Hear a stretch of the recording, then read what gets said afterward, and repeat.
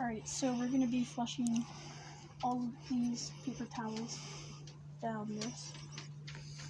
So, 1, 2, 3, 4, 5. Okay, and now what we're going to do is put water in here. And then now just pull the gate valve. It should all go down. And now it's all down there.